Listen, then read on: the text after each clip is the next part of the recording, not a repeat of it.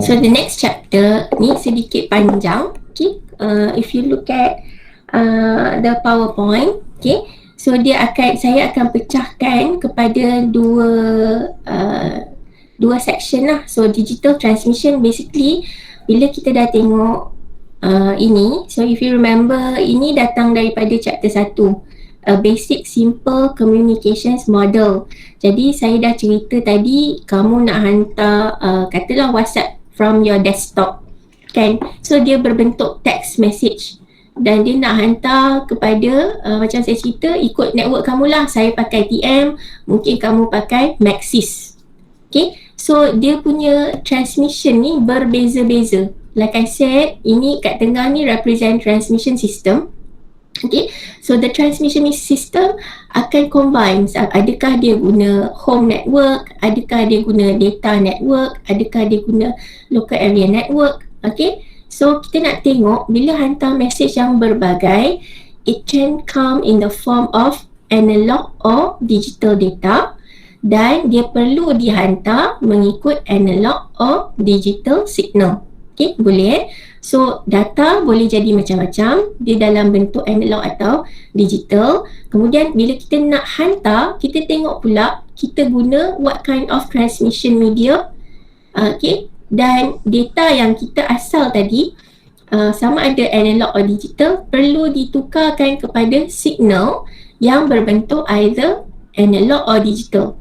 So we can send an analog data using an analog signal, or we can send an analog data using a digital signal, or we can send digital data using an analog signal, or we can send digital data using digital signal. Okay, so for this portion yang dalam PowerPoint yang saya bagi kat classroom, is the first section lah. Maksudnya kita nak tengok analog signals. Okay, so analog signal dan kaitan dia dengan analog and digital data. Okay, boleh Okay, so let's look at the difference between analog and digital data. So contoh paling senang, seperti saya letak gambar kat sini, you can view the analog data as your analog clock lah yang ada jarum jam. Okay, so dia sentiasa berpusing dan kamu setiap kali jarum ni berpusing, kamu boleh nampak, sikit lagi nak sampai saat kedua. Sikit lagi berapa degree saja nak sampai saat ketiga. Kamu boleh tengok perubahan data dia, perubahan masa tu kamu boleh tengok. Macam ni kan, mungkin dia tak sampai penuh lagi dekat sengkang ni, sela masa ni, tak sampai, sikit lagi. So kamu boleh tengok perubahan data tu sedikit demi sedikit. Okay, lagi contoh analog data, percakapan saya, suara manusia, kan? So kamu boleh tengok perubahan tone daripada falsetto, vibrato, macam tu kan. Suara rendah, suara tinggi, bila gelak jadi kecil sikit, lepas tu kejap-kejap laju, kejap-kejap slow, dan dia tak konsisten. Dia bukan macam suara robot, satu tone dan speed yang sama saja. Tak kan? Suara manusia tu adalah continuous. So that is an example of an analog data. It is continuous and attempts to capture as closely as possible its original structure. Ini maksudnya bila suara macam manusia natural. Bila pergerakan ni natural, dia sikit. Kalau boleh nak bergerak tu macam 0.0001 mm. Nak cover the whole surface kan, dia tak ada terus pergi ke garisan yang ini kan. Jam tu tak terus macam tu, dia bergerak sikit. So that is analog data, which means you can measure ataupun you can observe the slightest difference in the change. Okay, berbeza pula dengan digital data. Okay, it represents information in discrete values. Discrete ni kamu countable kan, boleh kira 1, 2, 3 macam display jam ni. Dia tak ada perubahan, dia tak ada sekejap-sekejap 1.5, tak ada kan. 1, 2, 3, 4, 5 sampai 9. Bila habis 9 detik yang seterusnya terus 1, 0 kan. So dia very discrete. Okay, macam juga kalau kita measure suara robot. dia memang okey, voltage dia banyak tu, okey, kekuatan volume dia banyak tu, speed dia banyak tu. Dia tak ada berubah-ubah tone. Okay, so that can be considered as digital data. So now you know the characteristics of the data, apa yang message yang kita nak sampaikan tu. Okay, so macam katalah gambar zaman dulu, tak tahu kamu sempat ke tak, gambar zaman dulu adalah dalam bentuk, kalau kita ambil gambar guna filem kan, is analog lah, so dia kena gunakan filem tu proses supaya setiap filem dia punya tone putih dan hitam tu akan membezakan the original colour kan. So dia panggil negatif kan, so kalau colour yang gelap sebenarnya dalam filem dia adalah cerah kan, so dia akan terbalik. Okay, tetapi kalau kita nak represent gambar tu sebagai digital, kita perlu ambil setiap pixel kan, setiap pixel tu ni kalau apa, ni mega sikit, ni mega banyak, dan perlu encodekan dia sedetail-detailnya kan. Setiap satu kita punya screen ni sebenarnya consist of small dots, dan small dots ni combine jadi besar kan. Kalau kamu tengok lagi macam mana nak representkan gambar yang pixel tu, kamu tahu ada orang buat Rubik's Cube punya drawing of siapa, Syuib kan, siapa yang suka tengok entertainment news mungkin tahu. So dia ambil setiap kotak dalam Rubik's Cube tu, warna tu dia combine jadi gambar yang besar, gambar Syuib dengan Siti Sarah kan. So each cube tu represent a single digit lah. Okay, so that's digital data. Okay, so this is the relationship between this data. Okay, so like I said, it can be either analog or digital. And how does it relate to the signal? Bila kita ada data, bila kita nak hantar, dia perlu ditukarkan kepada signal. Alright, so macam saya cakap, you can send analog data in an analog signal. Contoh paling senang, when you use your radio tuner. Okay, radio tuner. So when you listen to your car radio, that is still you still need to tune the signal kepada frekuensi yang sama. Okay, so contohlah telefon, dulu telefon menggunakan analog signal. Your mobile phone zaman dahulu menggunakan analog signal. So now kita dah gunakan digital. And then AM and FM radio, the one that you still tune into.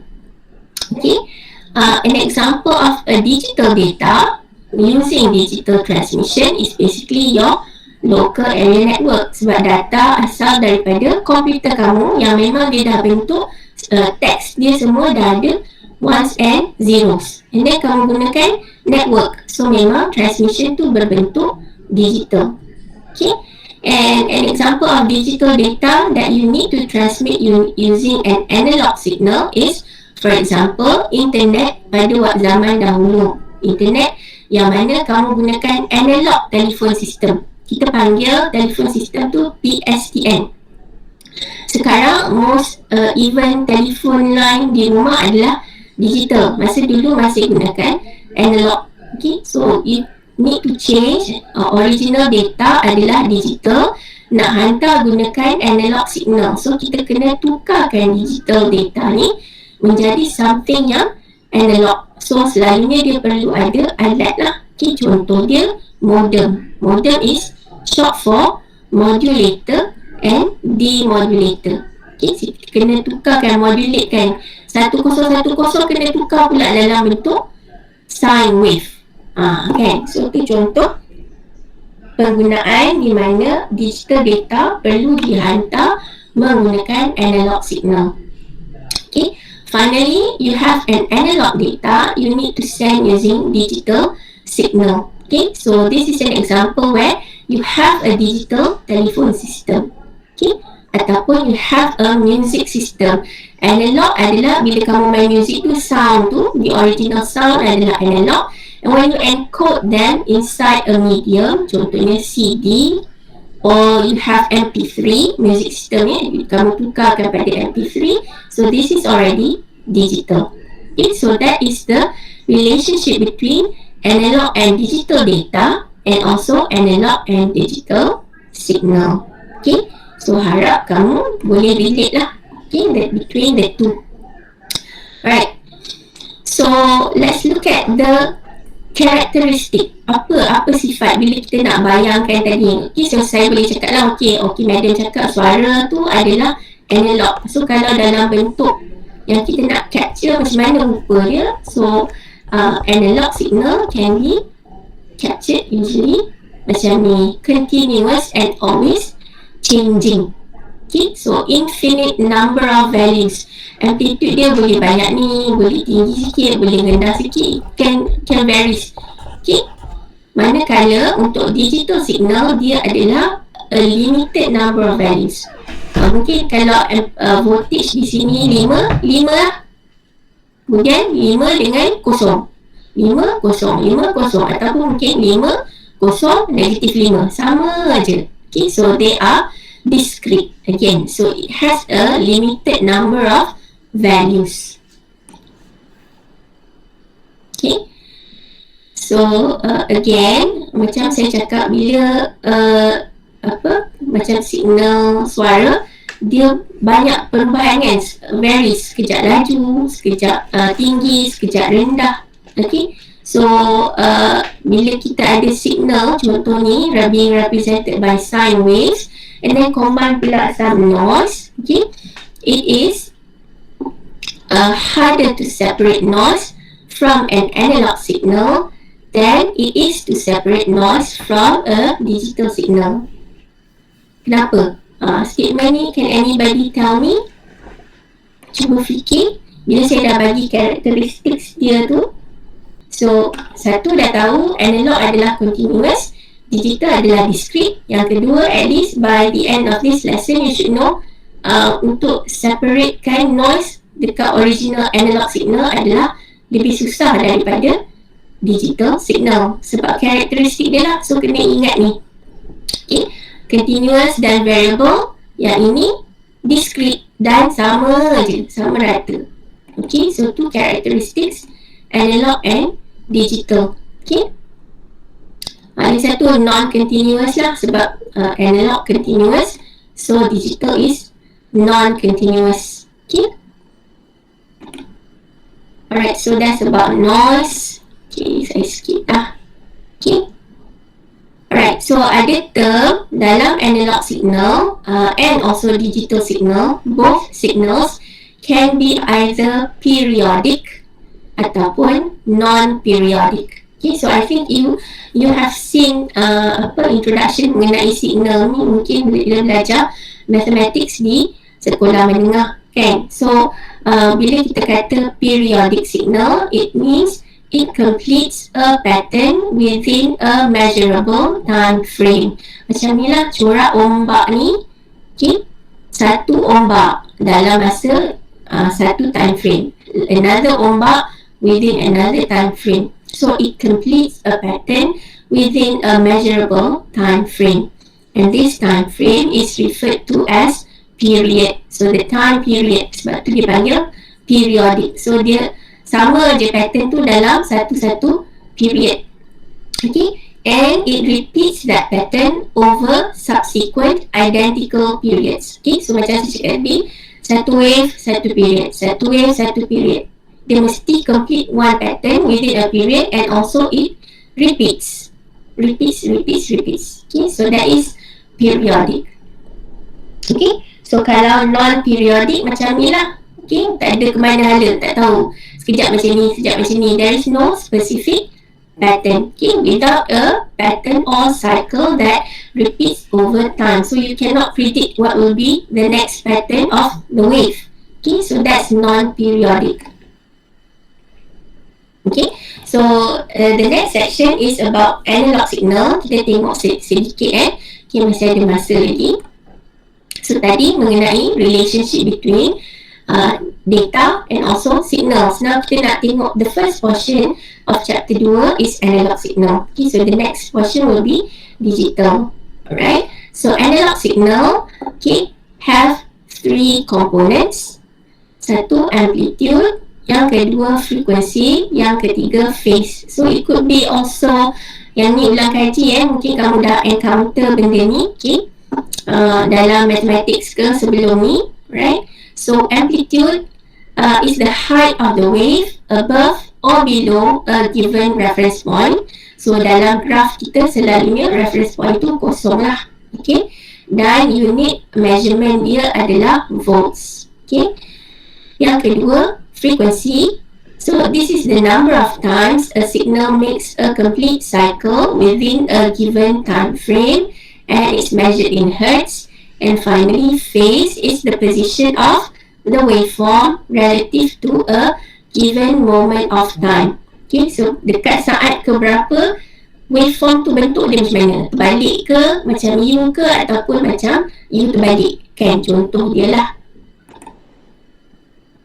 Okay, so this is referring to the amplitude. Okay, so an example of a signal having two amplitude, one is low and one is high. So kita measure dekat the y-axis ni lah. Okay, sebab x-axis mewakili period ataupun time. Okay, the frequency, macam mana dia complete the cycle? Adakah laju? Okay, macam ni, hanya satu cycle within one period. Okay, katalah ini 1 second. Kalaulah frekuensi dia adalah 1 Hz, dia hanya mampu complete satu cycle dalam masa 1 saat. Okay, vice versa lah. Kalau 2 Hz, maksudnya 2 cycle. Kalau 3, so 3 wave dalam masa 1 saat. Okay, so that is frequency. I think this is simple enough. Okay, and then ada relationship between the frequency spectrum and also bandwidth. Okay, so frequency spectrum kita referkan kepada the range of frequency. Daripada frekuensi berapa sampai frekuensi berapa, that is referred to as frequency spectrum. Kemudian dia punya lebar tu, the difference between the highest frequency and the lowest frequency will be the bandwidth. Okay, so contoh dia bagi kat sini, the average voice has a frequency range of roughly 300 Hz to 3100 Hz. Therefore, the frequency spectrum will be 300 to 3100. Okay, and the bandwidth will be the difference. So 3100 minus 300, we get 2800. Okay, boleh. So bandwidth untuk analog signal adalah the difference between the highest frequency and the lowest frequency. Okay, next is the phase. Macam saya cakap, where is the position at the point of time? So for example here, dekat point 0, position dia macam ni. Okay, the beginning of a U terbalik, kan? Okay, and then it might change the phase. Pada point ataupun saat ini, tiba-tiba dia tukar. Dia start signal tu dengan point tengah ni. Okay, point tengah. And then it completes a cycle. Okay, so this is an 180 degree phase change. Okay, so dia boleh di-measure dalam bentuk degree ataupun radians. Okay, so cara nak tukar 2 pi lah kali 2 pi. Okay, so yang ini dia boleh bertukar dalam bentuk 45 darjah, 90, 135 dan seterusnya lah. The range is anywhere between 0 to 360. So kalau lah kita ada wave ni, kita pecah lah, katalah 360 bahagi 4. So 1, 2, 3, 4. So that will be, setiap satu section adalah 90 darjah. So kalau dia kata phase shift of 90, so kan kamu dah tahu dia start daripada sini lah. Okay, alright. So the unit, okay, the smallest unit of the analog signal is called the sine wave. Okay, so characteristic sine wave ni, walaupun kita dah tengok sebenarnya, the cycle consists of a single arc above the time axis followed by a single arc below the time axis. Okay, and this is the mathematical formula. Okay, the sine wave as a function of time is the amplitude times the sine of the frequency and period and plus the phase. Okay, so that's the mathematical formula. So untuk subjek ni mungkin tak adalah berapa gunakan formula ini, tetapi kita gunakan the relationship nanti. Okay, alright, so this is an example of two sine waves having two different frequencies and two different amplitudes. Okay, so yang ni amplitude dia 5, yang ni amplitude dia 10, yang ni frekuensi dia 4, yang ni frekuensi dia 8. The phase masih lagi sama. Okay, dia start dengan kosong. Okay, at time 0, it starts with 0 degrees. Okay, so the function of the sine wave will be this lah bila kita plug in kan number-number dia. Okay,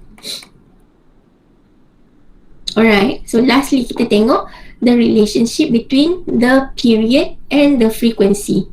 Okay, so the period is the amount of time in seconds a signal needs to complete one cycle. So satu cycle, as you know, the sine wave dia kata one arc above, one arc below. So inilah satu cycle. So kita kira kat sini dia ambil masa berapa lama. In this example, the period is 1/6 of a second, 1/6 saat. Okay, jadi this is one cycle. This is the period to complete one cycle. Frequency is the number of periods in 1 second. So berapa number period in 1 second ni? 1. So kiralah 2, 3, 4, 5, 6. So frekuensi dia adalah 6 Hz dalam masa 1 saat. Okay, so the relationship between the period and the frequency is inverse of each other. Maksudnya semakin tinggi period, semakin kurang frekuensi, ataupun the opposite. Okay, so macam mana kita nak put that into a mathematical formula? Sekejap. What's the mathematical formula? Oh, saya tak letak. So the frequency equals 1 over T. Okay, that's the mathematical formula. Macam mana nak kira. So this is an example of how it's being used in our data communications nowadays. Okay, so 1 saat adalah 1 Hz. Okay, 1 Hz maksudnya 1 cycle dalam masa 1 saat. Okay, and then how you want to change them into the different units. Ni macam kena refresh mathematical calculation kamu lah. Okay, alright, so I leave you to digest relationship between amplitude, frequency, phase, dan juga kena tahu the relationship between the period and the frequency. So dalam signals, kita baru tengok analog signal. So analog signal ni selalu kita tengok dia represented by this format. Okay, so ini sebenarnya kita panggil dia the representation of the analog signal in the time domain. Okay, sebab kita measure dia against time. So the x-axis is time. Okay, so in this case, the information yang ada dekat y-axis adalah kita punya amplitude, and then kita ada punya time. Okay, tetapi kita tengok characteristics of this signal. Kalau represented by the time domain, we do not have direct access to the phase and the frequency information. Maksudnya kita kena tengok sendirilah, dia bukanlah dinyatakan.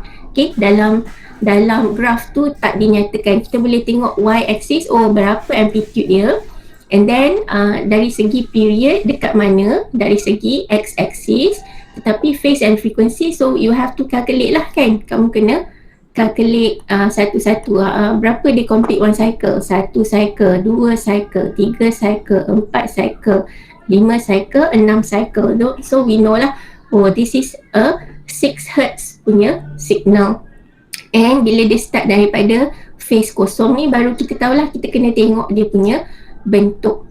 Ada lagi satu cara untuk represent the analog signal, which is called the frequency domain. So in this case, kita represent sifat analog signal tu menggunakan frequency.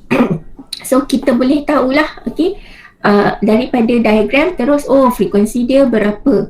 Okay, so this is an example of the frequency domain. So in this case, dia states kan what is the amplitude maximum and also what is the frequency. Okay, so one thing you should notice here is how you want to represent a constant punya signal. Signal yang dia punya amplitude constant. Dia tak ada cycle tau, dia consistent je. Amplitude dia sentiasa 5.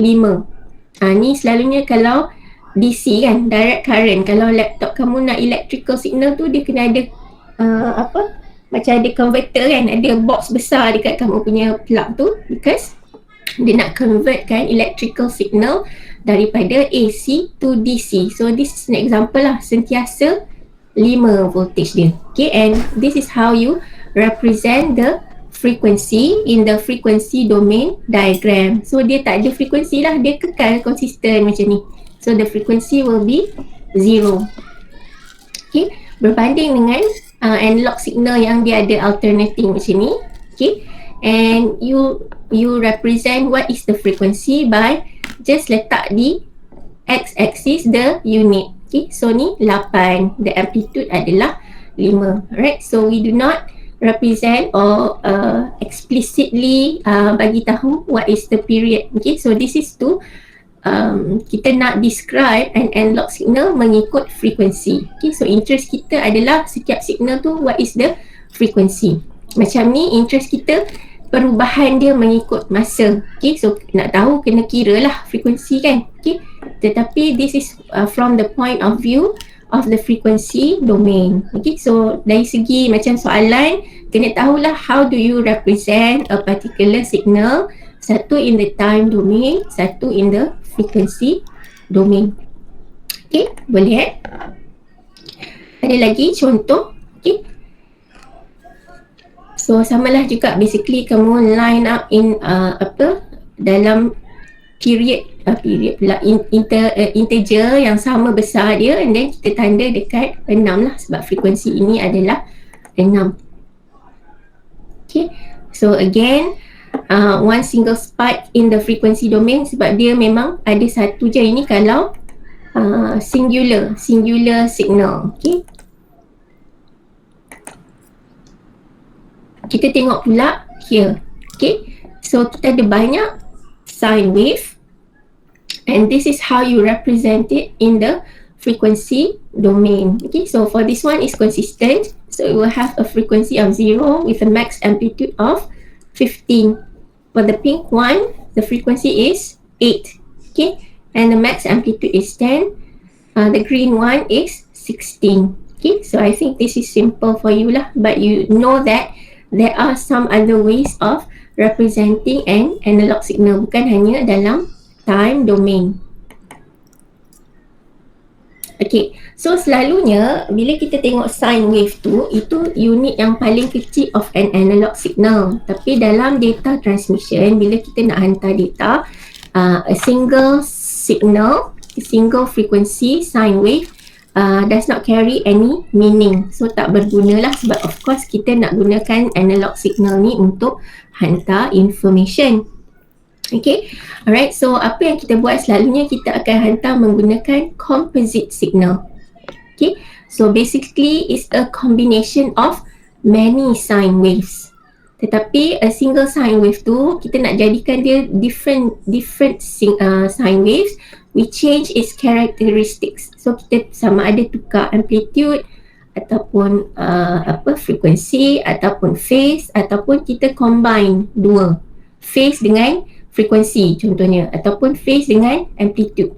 Okay, so the combination of these simple sine waves barulah berguna untuk hantar information. Okay, Faham So kita kena nak hantar data mesti menggunakan a composite signal.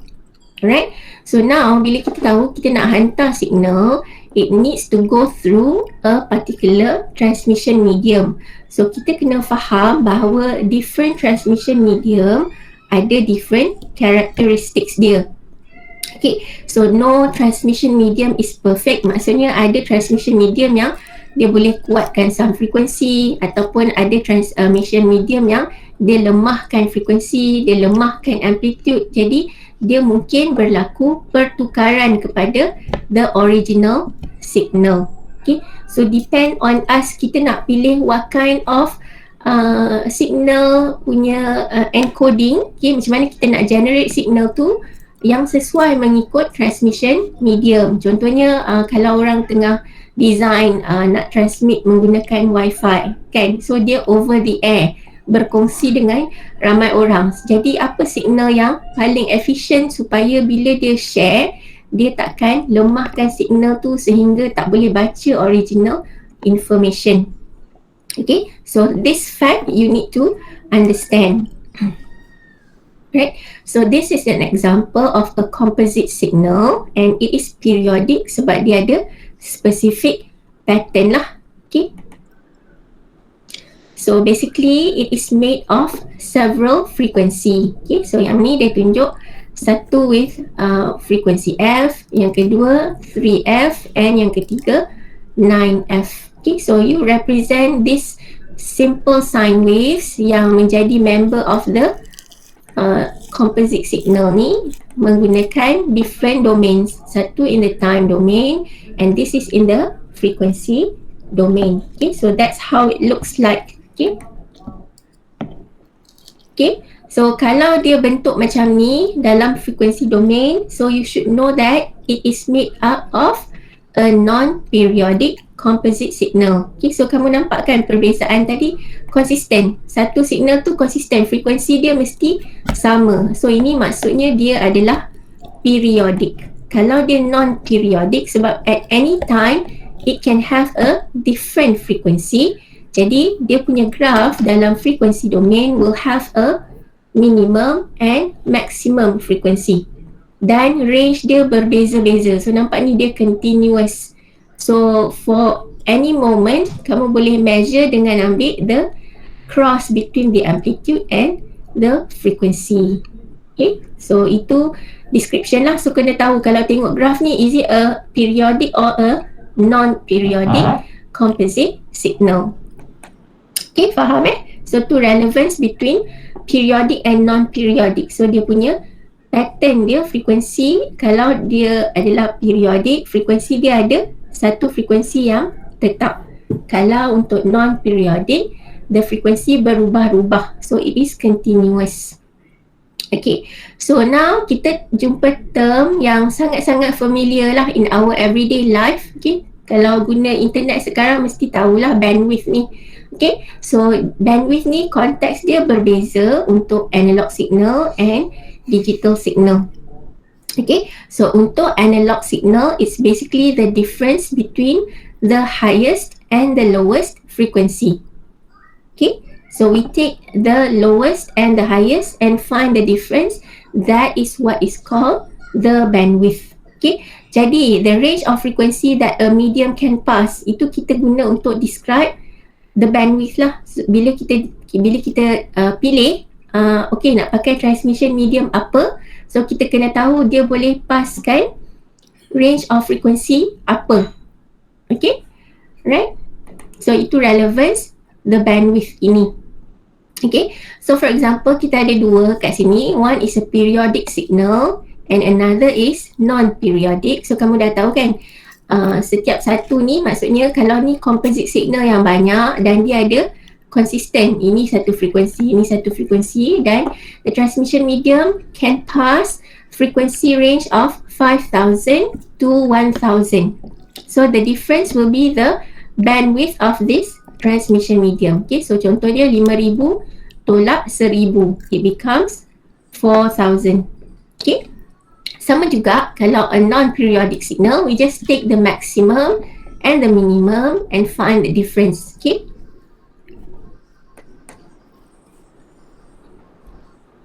Okay, so this is an example lah. Kalau contoh soalan so dia describe a periodic signal. So kita dah boleh bayangkan lah, so, kalau periodic signal mesti ada distinct different frequency.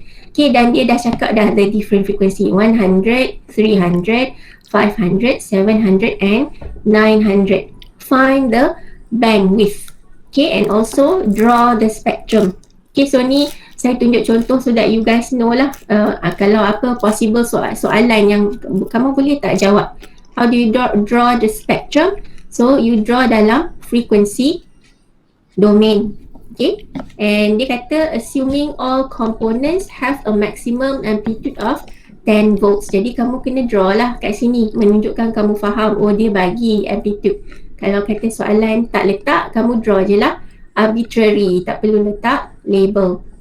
Okay, sebab yang important di sini adalah kamu nak tunjuk what is the bandwidth. So the bandwidth is the difference between the highest and the lowest frequency. So it makes 800 Hertz. Okay, I think this is simple enough. Okay, boleh Another example, in this case, dia hanya bagi the highest frequency is 60 Hertz and the bandwidth is 20 Hertz. Kan? So, kamu carilah the lowest frequency. Okay, so simple mathematics, you plug in the value, okay, 60 minus the bandwidth which is 20 and you get 40 will be the lowest frequency here. Okay, and dia cakap kat sini if the signal contains all integral frequency. Okay, so dia bagi hint lah macam mana nak draw the frequency domain spectrum. Okay, so integral maksudnya dia integer kan, so integer 60, 59, 58, that's why dia draw macam ni. Okay, okay, another example. A signal has a spectrum with frequencies between 1000 and 2000 Hertz. Okay, so 2000 and 1000 difference will be 1000 lah. So the bandwidth is 1000. Okay, and then a medium, the transmission medium, can pass frequencies from 3000 to 4000 Hertz, also with a bandwidth of 1000 Hertz. Can this signal faithfully pass through this medium? Yang ni ada orang boleh tolong jawab? Itik nak jawab ke?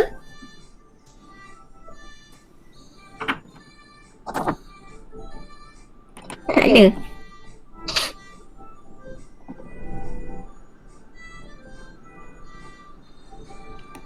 Amin? Amin hilang Nak nyanyi? Nak bagi jawapan dalam nyanyian pun boleh. Itik. Mana Itik? Mana Itik ni? Kenapa Itik? Tak boleh kot. Tak boleh, kenapa? Hafizuddin lah Itik tu kenapa? Sebab medium tu kata boleh pas frekuensi dari 3000 ke 4000 je, tapi frekuensi tu daripada 1000 ke 2000.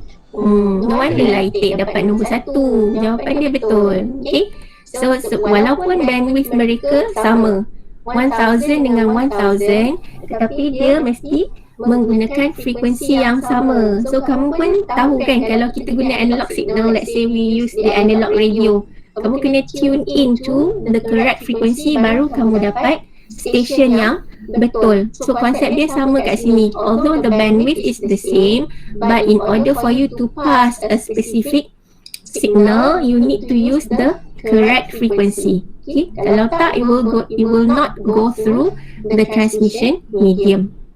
Okay, so that's the answer. Okay, so we finished the analog signal. Let's move on to digital signals.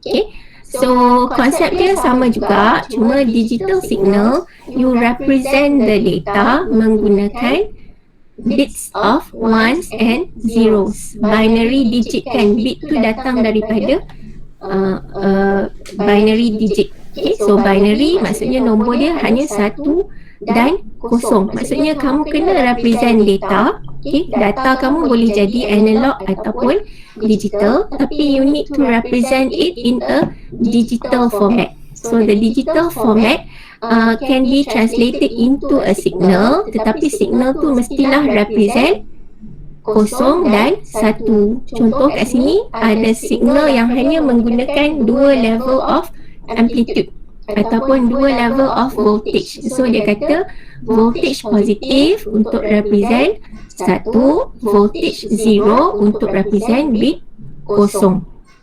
Okay, so ni satu contoh, dia hanya dua level of amplitude.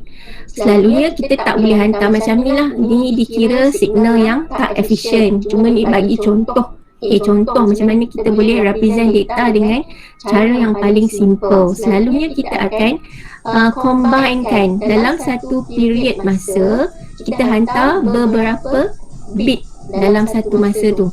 Okay, so di sini bila kita nak hantar 2 bit dalam satu masa, kita perlukan 4 level of signal lah untuk kita boleh differentiate kan. Macam mana nak kira 2 kuasa berapa bit kamu hantar.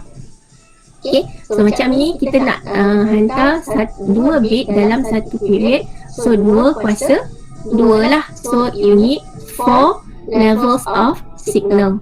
Okay, contoh lain, kalau nak hantar 3 bit sekaligus, so 2 kuasa 3. So 2 kuasa 3 perlukan 8 level. Okay, sebab setiap level ni akan membezakan all the different combination of ones and zero. Okay, so level 4 mesti digunakan untuk hantar satu-satu. Tak boleh hantar bit yang berbeza. Level 3 untuk hantar bit 1, 0 dan seterusnya. Okay, but you understand lah. So konsep digital signal adalah dia gunakan untuk hantar data yang represent nilai 1 dan 0. Okay. Alright, so dalam term digital signal adalah beberapa terminology. Okay, so kita gunakan bit interval to represent the time required to send one single bit.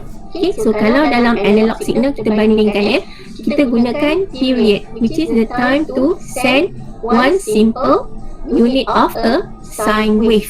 Kan? So dalam dalam analog signal 1 Hz dihantar dalam masa 1 saat contoh. So period dia adalah 1 saat. 1 saat diperlukan untuk hantar satu frekuensi. Kalau dalam digital signal, okay, you need the bit interval. So dia macam setara lah. So bit interval can be comparable to a period in analog signal.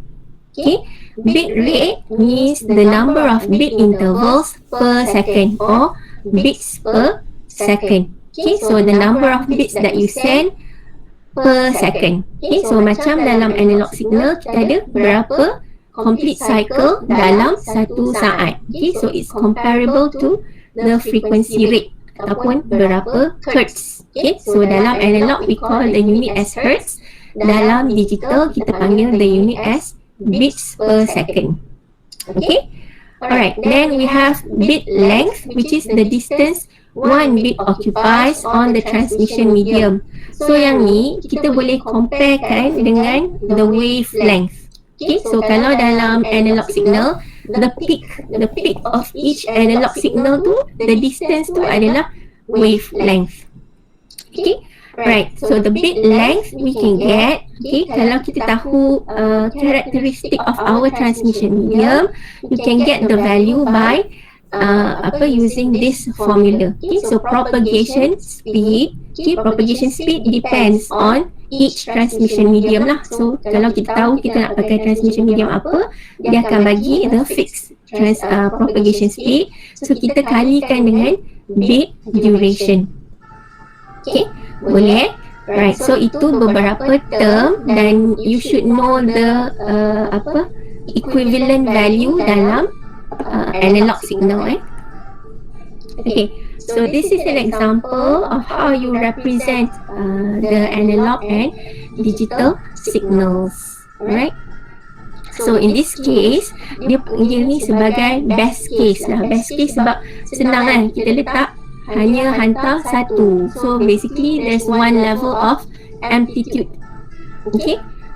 The worst case adalah bila kita kena hantar signal dan mesti bertukar. Dekat setiap bit interval kena tukar. Kan? Macam ni, sekejap satu, sekejap kosong. Dia tak ada berulang, dia tak ada satu, kosong, kosong. Macam tu kamu tak perlu tukar karakteristik setiap period. Tapi kalau worst case scenario, maksudnya setiap signal information yang kamu hantar tu, every bit interval you need to change the signal. Okay? Sebab apa ni? Sebab kita ada mekanisme nanti untuk generate the signal dalam kamu punya transmission system. Jadi bila dia terpaksa tukar, banyaklah dia buat kerja. Dia kena generate at each interval. Okay?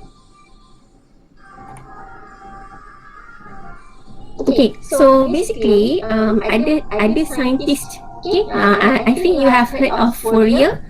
This is the name of a scientist yang study the signal science ni. So bila dia buat conclusion with mathematical calculation, it is concluded that a digital signal is actually a composite analog signal. Okay, kenapa dia composite analog signal? Because basically it represents actually a different frequency for each single signal ni. Okay, but sebab kita tak ada mesin yang boleh generate kan, boleh generate tu, so you remember this conclusion by Fourier. Okay, sebab dia ada mathematical formula lah yang kita panggil Fourier transform. Okay, alright. So if the digital signal is periodic, the decomposed signal has a frequency domain, which means it has infinite bandwidth. Okay, so kamu dah tengok the difference between the frequency domain and also the time domain graphs. So you know dalam frequency domain dia ada macam-macam, a whole range of frequencies. Okay, so this is what is meant when you say if a digital signal is periodic. Okay, it is a frequency domain signal.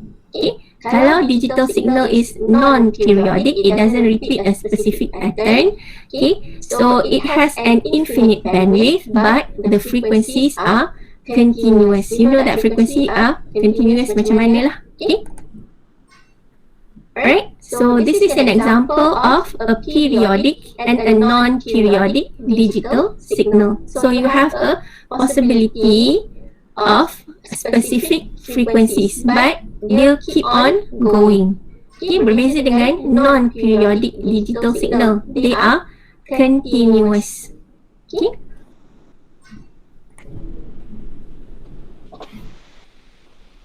Okay, so like I said, bandwidth definition, dia berbeza dari segi analog signal and also digital signal. Okay, so dari segi analog is the range of frequency.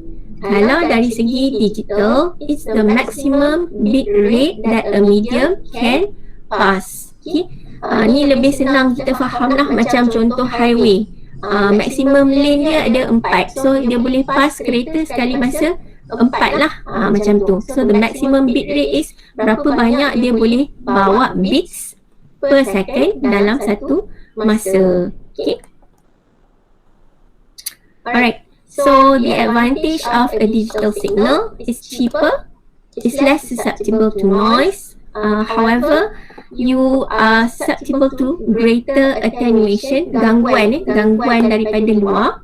Okay, and the pulses may become rounded. Rounded tu macam contoh tadi lah.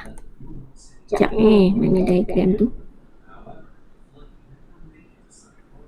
This is transmission medium. Ni can become rounded. Okay, so ada advantage, ada disadvantage lah.